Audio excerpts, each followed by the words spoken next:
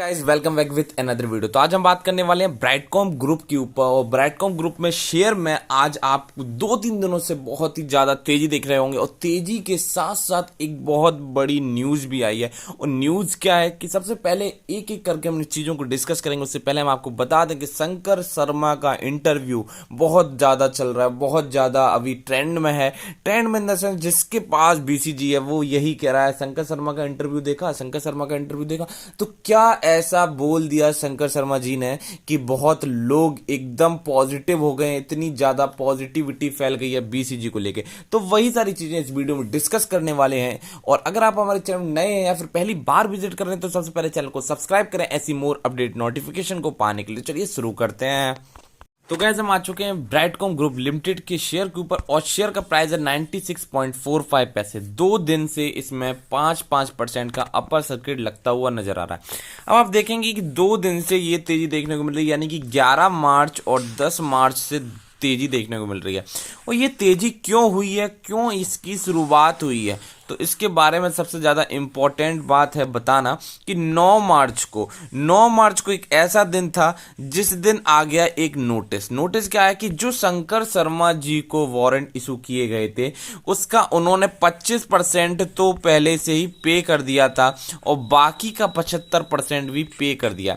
तो ये जैसे ही न्यूज़ मार्केट में आई और उसके बाद आप समझ सकते हैं कि 10 मार्च को लग गया अपर सर्किट। और अपर सर्किट लगते ही लोगों ने इसका मतलब कि पूरा सेडिमेंट जो आपकी पुरानी चीजें हैं सारी चीजों को भूल कर और इसमें बाइंग की।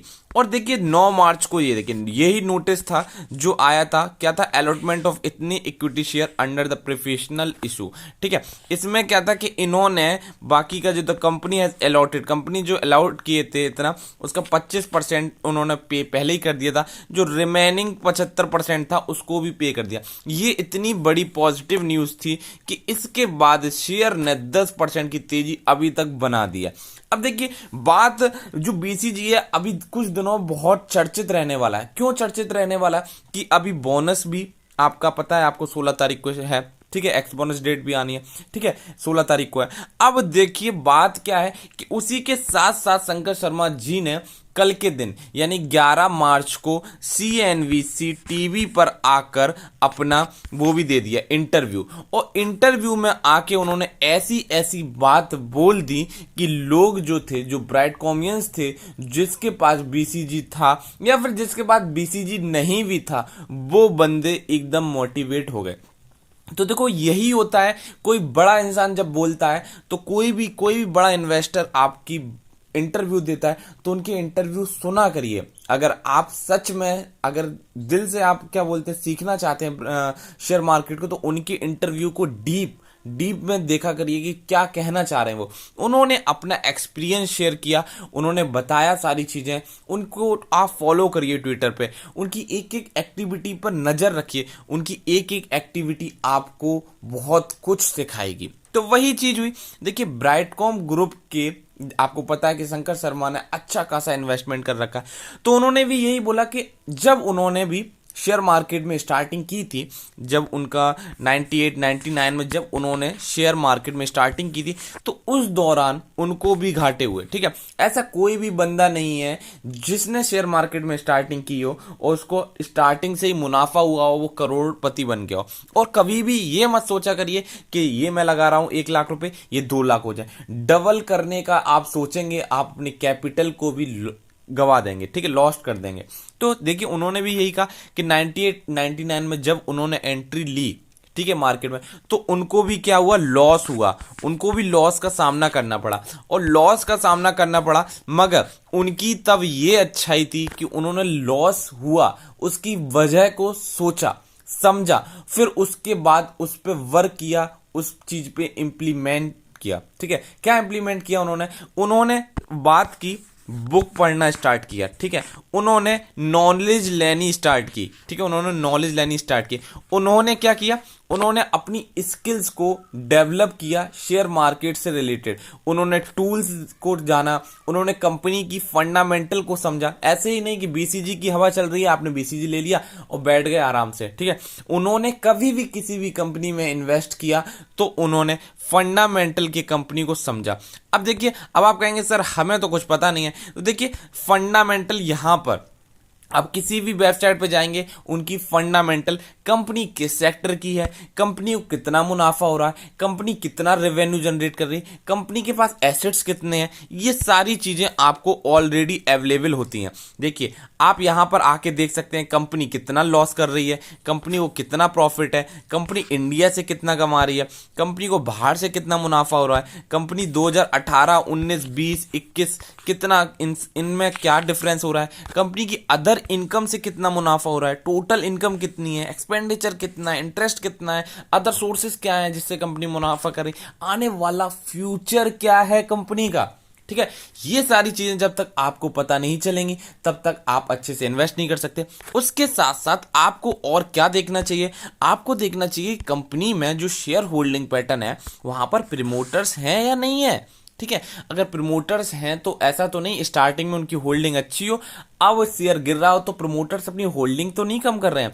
अगर चलो ये भी चीज हो गई, एफआईआई जो है, जो फॉरेन इन्वेस्टर्स हैं, क्या उनका इन्वेस्टमेंट है इसमें, ठीक है, म्यूचुअल फंड इसमें इन्वेस्टमेंट कर रहे हैं। ये कुछ ऐसी इंस्टीट्यूशन होती हैं, ये जो ट्रस्ट जो पब्लिक होती है, जो रिटेल होता है, उनके अंदर ट्रस्ट आता है कि हाँ यार ये लोग हैं यानी कि सही है, ठीक है। इस चीज को जैसे मान लीजिए आपके पास इतना नहीं है कि आप सीख सके, मगर कुछ बेसिक्स चीज तो देख ही सकते हैं। जैसे कि आप पी रेशियो देख सकते हैं कि पी रेशियो कितना है इस कंपनी का, यानी कि कंपनी ऐसा तो नहीं ओवर सोल्ड रेंज में चली गई हो। आप देख सकते हैं अभी यहाँ पर पी कितना है इसका, 14.08 है, एक टाइम पे 36, 37 भी हो गया था।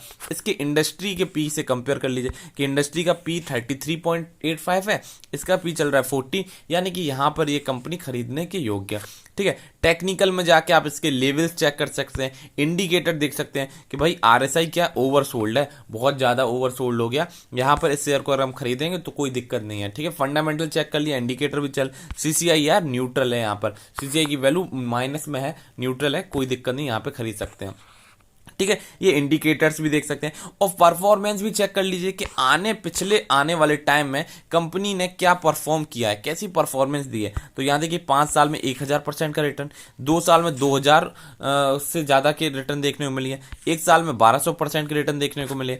तो ये सारे इंडिकेटर्स भी आपको देख लेना चाहिए। 3 मंथ में भी यहाँ पर कितना आपका 40% के नेगेटिव रिटर्न देखने को मिले। अब यहां पर जैसे ही आपको नेगेटिव दिखा कि नेगेटिव रिटर्न देखने को मिले, तो आपको समझना चाहिए ये जो नेगेटिव रिटर्न आए किस वजह से आए, क्या कंपनी में गड़बड़ चल रही है।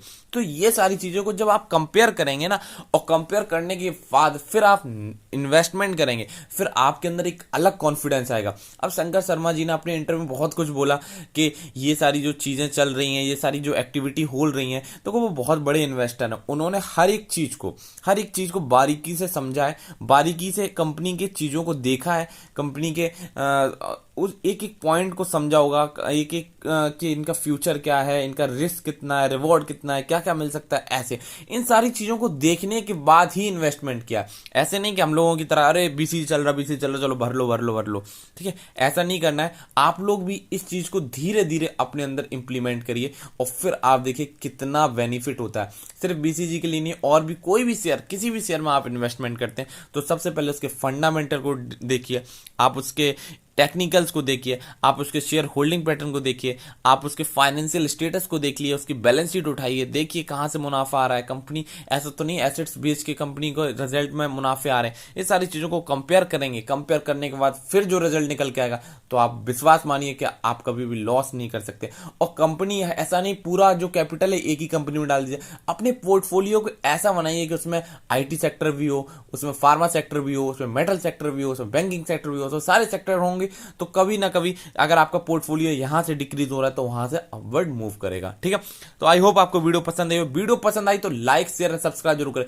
सब्सक्राइब जरूर करिए, सब्सक्राइब करेंगे तो ऐसी जितनी भी नोटिफिकेशन है, देखिए हम एक पूरी क्लास स्टार्ट करने वाले हैं जिससे आप इन सारी चीजों को अच्छे से समझ पाएंगे, सारी चीजें कर पाएंगे। तो आपको क्या करना है, सब्सक्राइब करना है, सब्सक्राइब कर दीजिए इस चैनल को और नोटिफिकेशन का जो बेल आइकन है उसको भी दबा दीजिए। जैसे ही आपकी कोई मेरी वीडियो आती है आप वीडियो को तुरंत देख लीजिए। ठीक है, मिलते हैं नेक्स्ट वीडियो में।